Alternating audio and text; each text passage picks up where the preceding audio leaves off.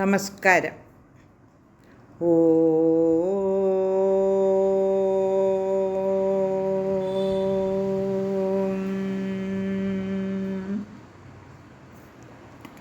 ഓ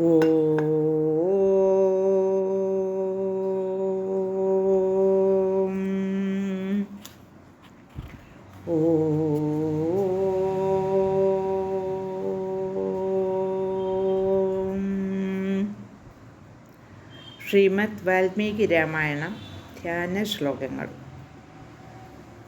കുജനം രാമ രാമേതി മധുരം മധുരാക്ഷരം ആരുഹ്യ കവിതാശാഖാം വന്ദേ വാൽമീകി കോകിലം.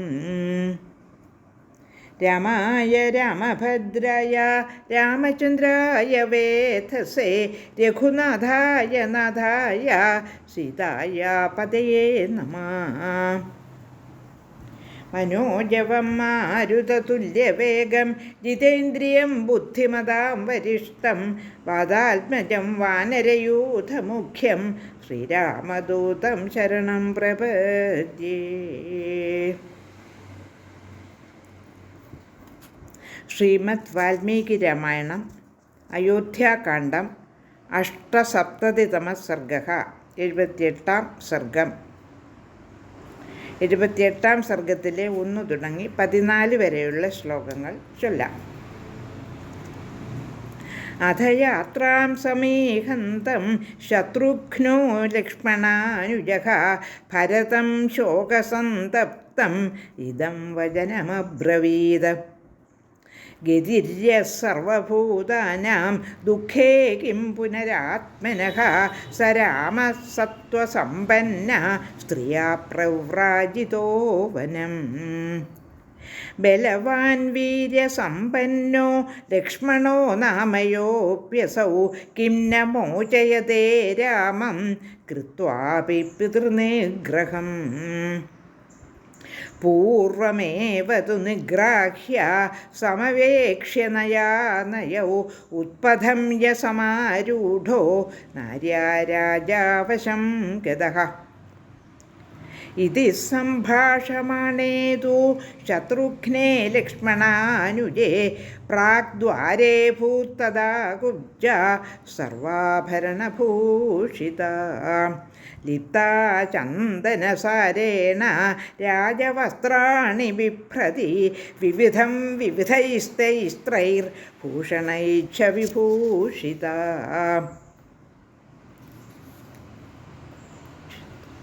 മേഖലാദാമഭിചിത്രൈരന്യച്ഛവരഭൂഷണൈകൈ ബഭാസേ ബഹുഭിർബദ്ധ രജ്ജുബദ്ധേവ വാനരീം. താം സമീക്ഷ്യ തദാദ്വസ്തോ ഭൃശം പാപസ്യ കാരിണിം ഗൃഹീത്വാ കരുണം കുബ്ജാം ശത്രുഘ്നായ ന്യവേദയത്. യസ്യാ കൃതേ വനേ രാമോ നിസ്ത്യദേഹച്ഛവഃ പിതാ സേയം പാപാനൃശംസാ ച തസ്യാ കുരു യഥാമതീം.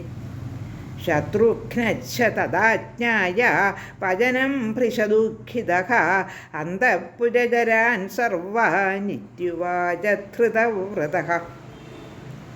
തീവ്രമുത്പാദിതം ദുഃഖം ഭ്രാതॄണാം മേ തഥാ പിതുഃ യഥാ സേയം നൃശംസസ്യ കർമ്മണഃ ഫലമശ്നുതാം.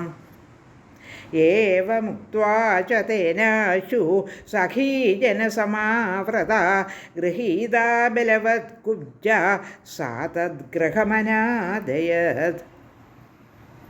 തതഃ സുഭൃശസംതിസ്തസ്തസ്യാ സർവസഖീജനഃ ക്രുദ്ധമാജ്ഞായ ശത്രുഘ്നം വ്യപലായത സർവശഃ.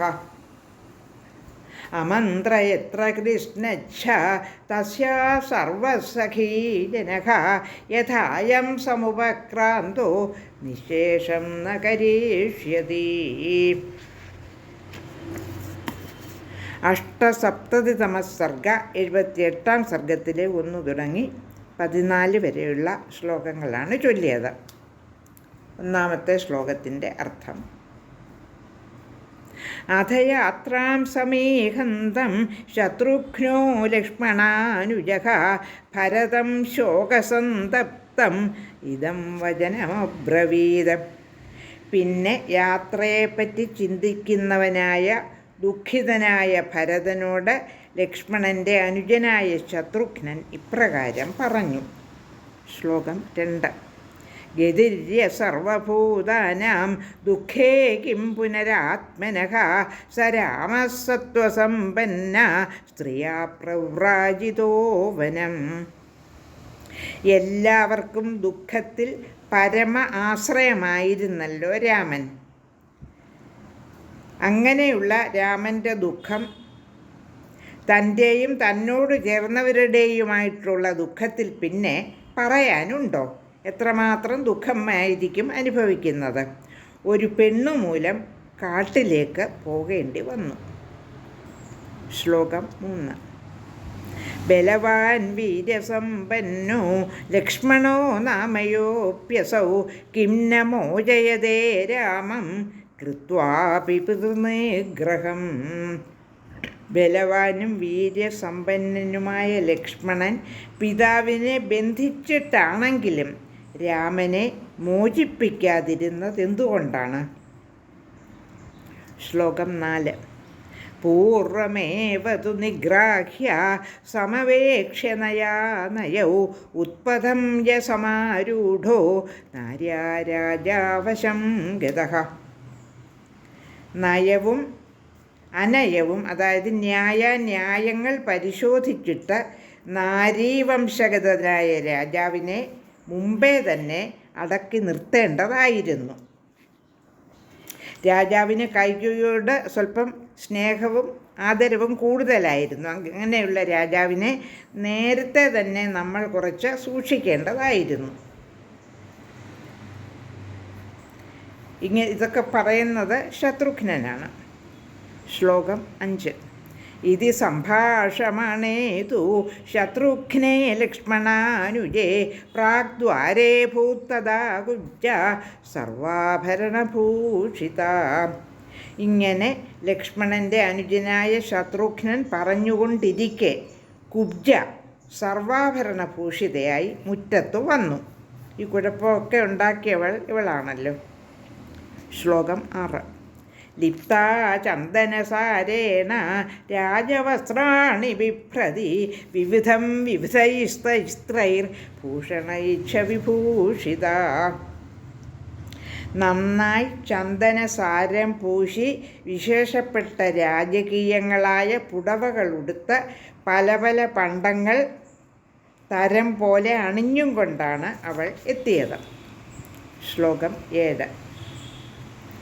മേഖലാദാമമഭിച്ഛിത്രൈരന്യേച്ഛവരഭൂഷണൈകൈ ബഭാസേ ബഹുഭിർബദ്ധ രജ്ജുബദ്ധേവ വാനരീ. ശ്ലോകം 7ൻ്റെ അർത്ഥം: അരഞ്ഞാണുകളും മറ്റു വിലപ്പെട്ട മനോഹര ഭൂഷണങ്ങളും അണിഞ്ഞ അവൾ പട്ടുകെട്ടിയ ഒരു പെൺകുരങ്ങുപോലെ ആയിരുന്നു കാണപ്പെട്ടത്. ശ്ലോകം 8. താം സമീക്ഷ്യ തദാദ്വാസ്തോ ഭൃശം പാപസ്യകാരിണിം ഗൃഹീത്വാ കരുണം കുബ്ജാം ശത്രുഘ്നായ നിവേദയത്. ശ്ലോകം 8ൻ്റെ അർത്ഥം: വാതിൽ കാവൽക്കാർ ആ ദുഷ്ടത്തിയെ കണ്ടപ്പോൾ ഒട്ടും ദയ കൂടാതെ പിടിച്ച് ശത്രുഘ്നൻ്റെ മുമ്പിൽ കൊണ്ടുവന്ന് അറിയിച്ചു. ശ്ലോകം 9. യസ്യാ കൃതേ വനേ രാമോ നിസ്ത്യദേഹച്ഛവപ്പിതാ സേയം പാപാനൃശംസാ ച തസ്യാ ഗുരു യഥാമതി. ശ്ലോകം 9ൻ്റെ അർത്ഥം: ആരുടെ പ്രവൃത്തിയുടെ ഫലമായിട്ടാണോ രാമൻ കാട്ടിൽ പോയതും അവിടുത്തെ പിതാവ് ദേഹത്യാഗം ചെയ്തതും ആ ദുഷ്ടയും നൃശംസയുമായവൾ ഇതാ ഞാൻ മുമ്പിൽ കൊണ്ട് നിർത്തിയിരിക്കുന്നു, വേണ്ടത് ചെയ്താലും. ശ്ലോകം 10. ശത്രുഘ്നച്ഛ തദാജ്ഞായ വചനം ഭൃശദുഃഖിതഃ അന്തഃപുരചരാൻ സർവാൻ ഇത്യുവാച ധൃതവ്രതഃ.